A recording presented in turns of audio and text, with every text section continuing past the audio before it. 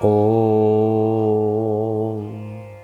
तव कथामृतं तप्तजीवनं कविभिरीडितं कल्मषापहं श्रवणमङ्गलं श्रीमदाततं भुवि गृह्णन्ति ये भूरिदा जनाः। শ্রী শ্রী রামকৃষ্ণ কথামৃত চতুর্থ ভাগ একবিংশ খণ্ড পঞ্চম পরিচ্ছেদ শেষাংশ। শ্রীরামকৃষ্ণ ভক্তদের প্রতি। তাকে নানা ছাঁদে সেবা করা যায়। প্রেমিক ভক্ত তাকে নানা রূপে সম্ভোগ করে। কখনো মনে করে তুমি পদ্ম, আমি অলি। কখনো তুমি সচ্চিদানন্দ, আমি মীন।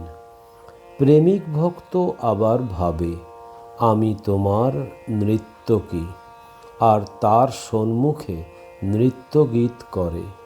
কখনো সখী ভাব বা দাসী ভাব, কখনো তার উপর বাৎসল্য ভাব, যেমন যশোদার। কখনো বা পতিভাব, মধুর ভাব, যেমন গোপীদের।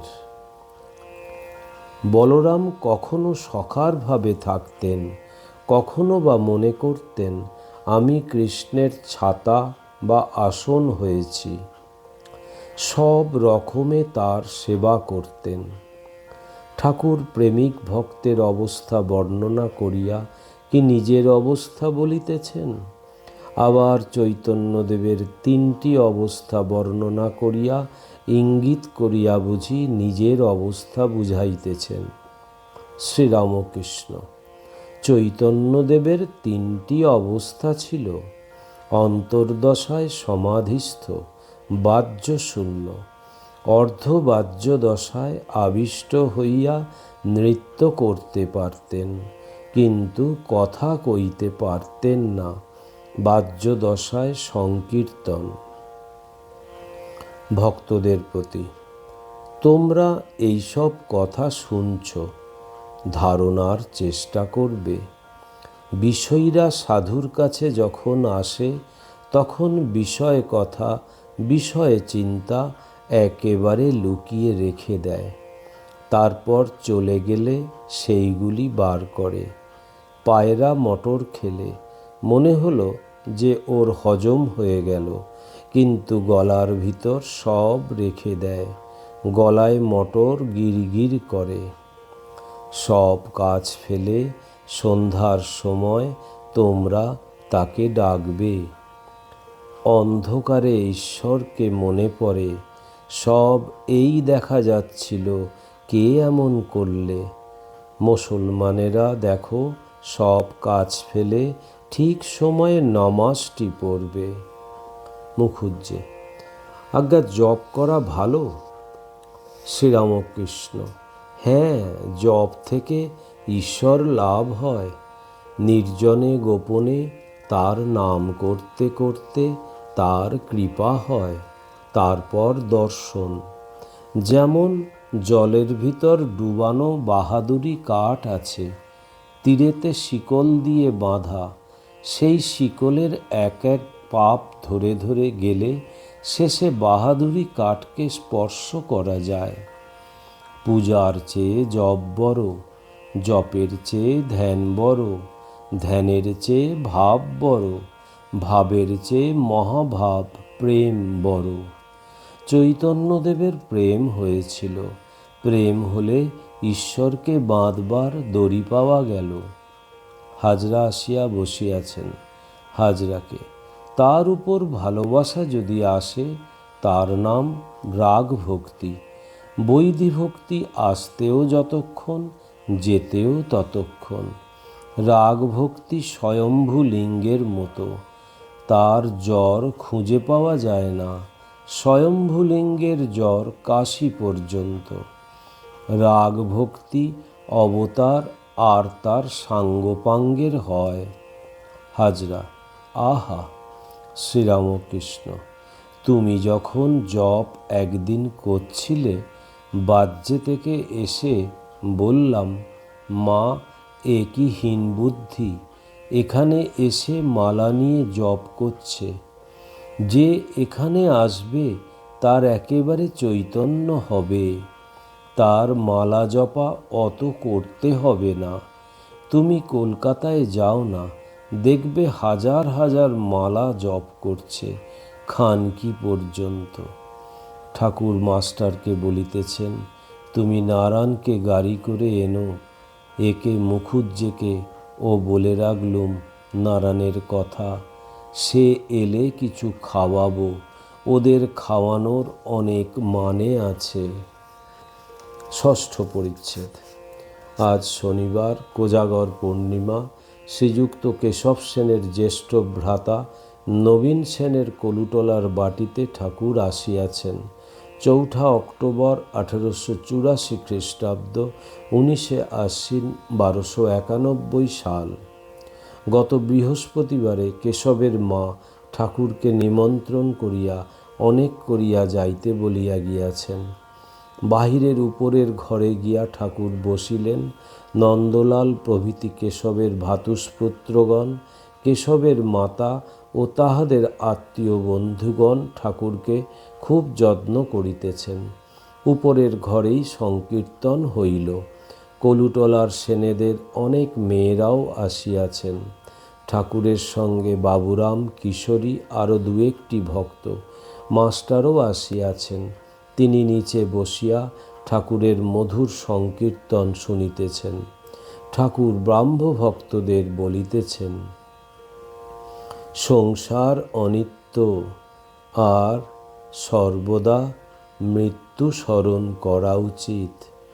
ঠাকুর গান গাইতেছেন, ভেবে দেখ মন কেউ করুণায়, মিছে ভ্রম ভূমণ্ডলে, ভুলো না দক্ষিণে কালী, বদ্ধ হয়ে মায়া জালে, দিন 2-3 জন্য ভবে কর্তা বলে সবাই মানে, সেই কর্তারে দেবে ফেলে, কালাকালের কর্তা এলে, যার জন্য মর ভেবে সে কি তোমার সঙ্গে যাবে, সেই প্রেয়সী দিবে ছড়া, অমঙ্গল হবে বলে। ঠাকুর বলিতেছেন, ডুব দাও, উপরে ভাসলে কি হবে, দিন কতক নির্জনে সব ছেড়ে, 16 আনা মন দিয়ে তাকে ডাকো।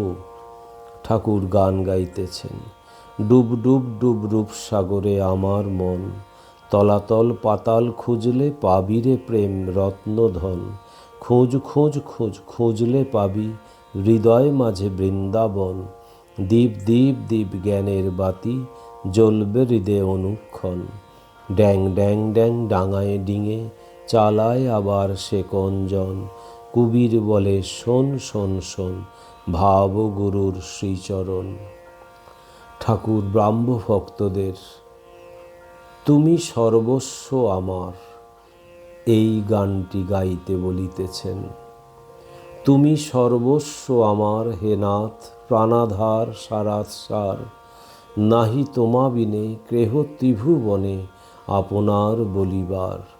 ঠাকুর নিজে গাইতেছেন, যশোদা নাচাতো গোমা বলে নীলমণি, সেরূপ লুকালে কোথা করাল বদনী, একবার নাচো গো শ্যামা, অসি ফেলে বাঁশি লয়ে, মুন্ডমালা ফেলে বনমালা লয়ে, তোর শিব বলরাম হোক, তেমনি তেমনি তেমনি করে নাচো গো শ্যামা, যে রূপে ব্রজ মাঝে নেচেছিলি, একবার বাজা গো মা তোর মোহন বেনু, যে বেনু রবে গোপীর মন ভুলিত, যে বেনু রবে ধেনু ফিরাতিস, যে বেনু রবে যমুনা উজান বয়, গগনে বেলা বাড়িত রানীর মন ব্যাকুল হতো, বলে ধর ধর ধর ধর রে গোপাল, ক্ষীর সব নবনী, এলায়ে চাঁচর কেশ রানী বেঁধে দিত বেনি, শ্রীদামের সঙ্গে নাচিতে ত্রিভঙ্গে গোমা, আবার তাথইয়া তাথইয়া তাতা থইয়া থইয়া বাজত নূপুর ধ্বনি, শুনতে পেয়ে আসত ধে যত ব্রজের রমণী গোমা। এই গান শুনিয়া কেশব ওই সুরের একটি গান বাঁধাইয়াছিলেন। ব্রাহ্ম ভক্তেরা খোল করতালি সংযোগে সেই গান গাইতেছেন। কত ভালোবাসা গো মা মানব সন্তানে, মনে হলে প্রেম ধারা বহে দুনয়নে। তাহারা আবার মার নাম করিতেছেন। অন্তরে জাগিছ গো মা অন্তর যামিনী, কোলে করে আছো মোরে দিবস যামিনী। 2 কেন রে মন ভাবিস এত, দিনহীন কাঙালের মতো, আমার মা ব্রহ্মাণ্ডেশ্বরী সিদ্ধেশ্বরী ক্ষেমঙ্করী। ঠাকুর এইবার হরিনাম ও শ্রী গৌরাঙ্গের নাম করিতেছেন ও ব্রাহ্ম ভক্তদের সহিত নাচিতেছেন। মধুর হরিনাম নসেরে জীব যদি সুখে থাকবি। 2 গৌর প্রেমের ঢেউ লেগেছে গায়ে, হুঙ্কারে পাষণ্ড দলন এ ব্রহ্মাণ্ড তলিয়ে যায়। 3 ব্রজে যাই কাঙাল বেশে, কৌপিন দাও হে ভারতী। 4 গৌর নিতাই তোমরা দুভাই, পরম দয়াল হে প্রভু।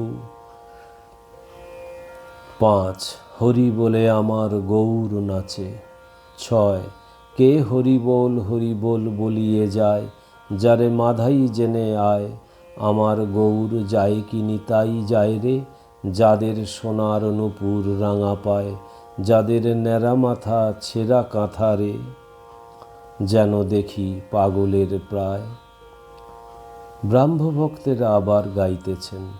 কত দিনে হবে সে প্রেম ও সঞ্চার, হয়ে পূর্ণ কাম বলবো হরিনাম, নয়নে বহিবে প্রেম ও অশ্রুধার। ঠাকুর উচ্চ সংকীর্তন করিয়া গাহিতেছেন ও নাচিতেছেন। যাদের হরি বলতে নয়ন ঝরে, তারা দুভাই এসেছে রে। যারা মার খেয়ে প্রেম না যাচে তারা, যারা আপনি কেঁদে জগৎ কাঁদায়। 2 নদে টলমল টলমল করে ওই গৌর প্রেমের হিল্লোলে রে। ঠাকুর মার নাম করিতেছেন। গো আনন্দময়ী হয়ে আমায় নিরানন্দ করো না। ব্রাহ্মভক্তেরা তাহাদের 2টি গান গাহিতেছেন। 1 আমায় দে মা পাগল করে। 2 চিদাকাশে হলো পূর্ণ প্রেম চন্দ্রোদয় হে। দ্বাবিংশ খণ্ড প্রথম পরিচ্ছেদ। হাজরা মহাশয় অহৈতুকী ভক্তি। ঠাকুর শ্রীরামকৃষ্ণ দক্ষিণেশ্বর মন্দিরে ভক্ত সঙ্গে মধ্যাহ্ন সেবার পর নিজের ঘরে বসিয়া আছেন। কাছে মেজেতে মাস্টার, হাজরা, বড়কালী, বাবুরাম, রামলাল, মুখুজ্জেদের হরি প্রভৃতি। কেহ বসিয়া কেহ দাঁড়াইয়া আছেন। শ্রীযুক্ত কেশবের মাতা ঠাকুরানীর নিমন্ত্রণে গতকল্য তাহাদের কলুটোলার বাড়িতে গিয়া ঠাকুর খুব কীর্তনানন্দ করিয়াছিলেন। শ্রীরামকৃষ্ণ হাজরার প্রতি। আমি কাল কেশব সেনের এ বাটিতে, নবীন সেনের বাটিতে বেশ খেলুম, বেশ ভক্তি করে দিলে। হাজরা মহাশয় অনেক দিন ঠাকুরের কাছে রহিয়াছেন। আমি জ্ঞানী এই বলিয়া তাহার একটু অভিমান আছে। লোকজনের কাছে ঠাকুরের একটু নিন্দা করাও হয়। এদিকে বারান্দাতে নিজের আসনে বসিয়া এক মন হইয়া মালা জপ করেন। চৈতন্যদেবকে হালের অবতার বলিয়া সামান্য জ্ঞান করেন। বলেন ঈশ্বরে যে শুদ্ধ ভক্তি দেন তা নয়, তাহার ঐশ্বর্যের অভাব নাই, তিনি ঐশ্বর্যও দেন। তাকে লাভ করলে অষ্টসিদ্ধি প্রভৃতি শক্তিও হয়। বাড়ির দরুন কিছু দেনা আছে, প্রায় 1000 টাকা, সেগুলির জন্য তিনি ভাবিত আছেন। বড়কালী অফিসে কর্ম করেন, সামান্য বেতন, ঘরে পরিবার ছেলেপুলে আছে। পরমহংসদেবের উপর খুব ভক্তি। মাঝে মাঝে অফিস কামাই করিয়াও তাহাকে দর্শন করিতে আসেন। বড়কালী হাজরার প্রতি। তুমি যে কোষ্ঠী পাথর হয়ে কে ভালো সোনা কে মন্দ সোনা পরখ করে করে বেড়াও, পরের নিন্দাও তো করো কেন? হাজরা। যা বলতে হয় ওনার কাছেই বলছি। শ্রীরামকৃষ্ণ: তা বটে। হাজরা তত্ত্বজ্ঞান মানে ব্যাখ্যা করিতেছেন। হাজরা: তত্ত্বজ্ঞান মানে কি না 24 তত্ত্ব আছে এইটি জানা।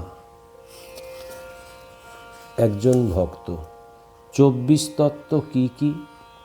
হাজরা: পঞ্চভূত, 6 রিপু, 5টা জ্ঞানেন্দ্রিয়, 5টা কর্মেন্দ্রিয়, এইসব।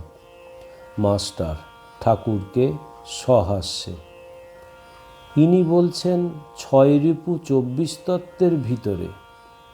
শ্রীরামকৃষ্ণ সহাস্যে: ওই দেখো না, তত্ত্বজ্ঞানের নামে কি করছে আবার দেখো। তত্ত্বজ্ঞান মানে আত্মজ্ঞান।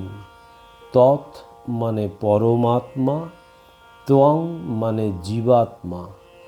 জীবাত্মা আর পরমাত্মা এক জ্ঞান হলে তত্ত্বজ্ঞান হয়। হাজরা কিয়ৎক্ষণ পরে ঘর হইতে বারান্দায় গিয়া বসিলেন। শ্রীরামকৃষ্ণ মাস্টার প্রভৃতিকে: ও কেবল তর্ক করে, এই একবার বেশ বুঝে গেল, আবার খানিক পরে যেমন তেমনি। ওম নিরঞ্জনম নিত্যম অনন্তরূপম ভক্তানুকম্পাধীত বিগ্রহং বৈ ঈশাবতারম পরমেশমিড্ডম তং রামকৃষ্ণং শিরসা নমামহম। শ্রীরামকৃষ্ণ অর্পণমস্তু।